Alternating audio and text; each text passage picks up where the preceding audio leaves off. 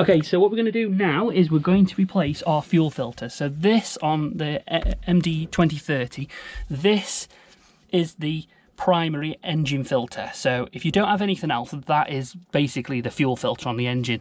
We also have a water separator which is buried back there, which we'll go and deal with in a minute. But the first one we're going to go with is that one, and here is our new filter. So the first thing we've done is we've turned off the diesel. So we've turned off the fuel valve from the diesel tank, and now what we're going to do is we're going to loosen that with the help of one of these, which you use when you're doing the oil filter, and we're just going to try and drop it straight into a bag. We've not done this before, so we're going to see how we get on. I might be able to just spin it off by hand, actually. Let's give it a quick try. Yep, we can. It's going. Yeah, we put the bag round it now before you do anything. Hang on. Right, that's it. So what I'm going to try and do is just drop him straight into a bag.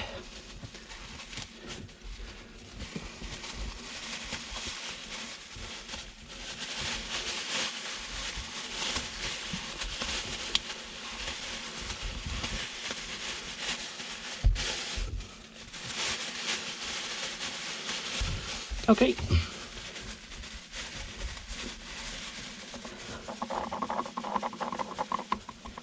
Spinning the filter off, and it's gone. It's not too bad actually. And it does smell. Okay. That's got diesel in. Okay, bag coming out. Okay, new filter with a new seal on.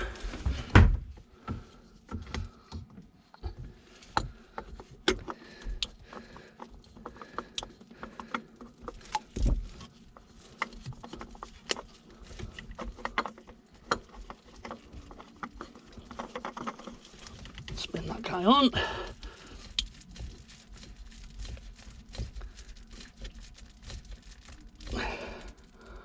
Okay, that feels tight enough to me. Right, well that was dead easy. Nothing came out of there. No diesel anywhere. Okay. So that's that one done. Job done. What we will have to do is we'll have to bleed the system in a bit because that diesel filter is empty. So let's move on to the next one. Here's the next filter. Unfortunately, there's not a lot of room under this to get anything underneath, but we've got a glass separator, and then here's the actual filter block itself. So what we've got to do is we've got to obviously get rid of the diesel that's in this filter into something, because otherwise it's just going to go into the boat. And then what the kind of plan is next is to then take this filter off, but I just don't know how much diesel's going to come out, because there's obviously a length of pipe going up to the engine that's going to drain backwards, I would imagine. And it's just really awkward. You can't get this level.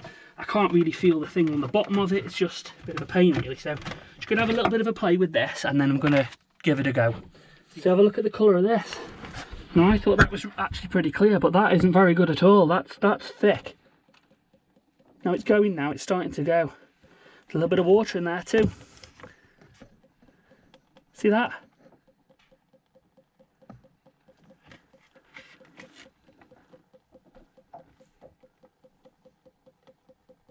Water and diesel. Nice.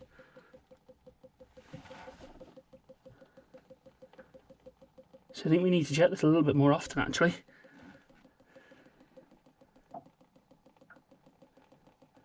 The thick stuff, the sludgy bit's gone now actually. It's starting to get a bit better. But that's not what you want to see. And we do use diesel treatment. Now it could be that that's just sat at the bottom of that filter, and we probably should have changed this sooner, or at least drain that out sooner. But yeah, that's not all that good really. Okay, so here's the unit. You've got a valve at the bottom that you can open obviously to let the water out. There's a gasket on that. There's a gasket on the bottom of the glass. There's a gasket between the glass and the filter, and then there's a gasket on the top. There's also an O-ring on the bolt that holds everything together, and then there's the other half of that bolt's already in the unit that's fixed to the base. So what I'm going to try and do now is put obviously this all back in. It stopped running diesel now. There's no diesel coming out of the top of the filter now, so we've got a little bit of time. But that's what the unit looks like, and then obviously this sits on the top, and then the bolt goes back in. So that's what I'm going to try and reassemble now. So we're going to slide this back in, I'm going to move my tub a second, put that up there, slide the unit back in. Oh, the problem is this gasket on the top's really fiddly.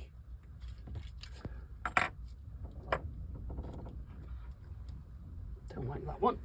So let's get the unit back in place.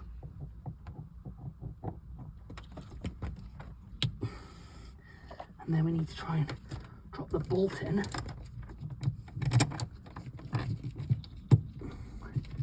And hopefully it'll all tighten itself back up.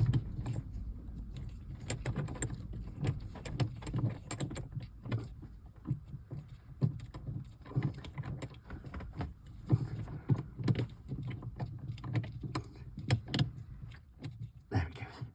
Okay, so we've managed to reassemble it. It's a little bit tricky. You just have to keep working at it, to be honest. There's obviously 2 pieces to it and 3 O-rings, so it's just everything's moving. So just jiggled around a little bit and I've just nipped it. I'm not really sure how tight to have it, but I think the next step really is just to clean up a little bit anyway, and then start pulling some diesel back through and see if we've got any leaks. So we'll renew all the tissue down there, and then if we're getting any leaks, obviously we can see this filling up. If we are getting any leaks, then we can see what's going on. And pause and maybe just re-nip it a little bit, but I'm not really sure how tight to go with that. It's very difficult to try and tell, but it's pretty tight. So what are you doing now? So what we're doing now is I probably need a what's it, spanner sorry, a socket instead of a spanner. No, it's gone. No, it hasn't. We need a 19 socket. What we need to do now is we need to get rid of the air. So there's obviously air in the system now. We need to let the diesel come through. So both filters are dry. So let me just go and get a 19 socket. We'll whiz that off.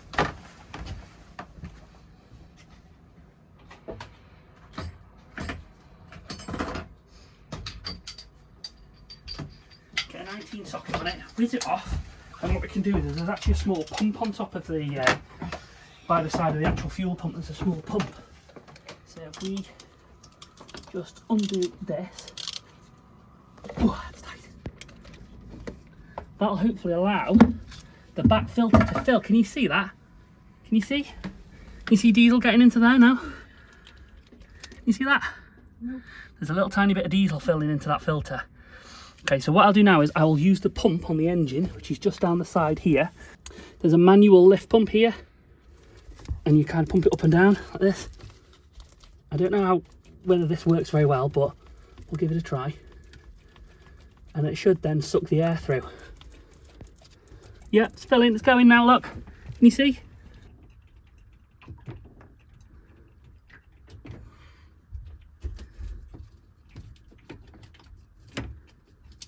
See, it's tempting to turn the engine over, but you shouldn't do that.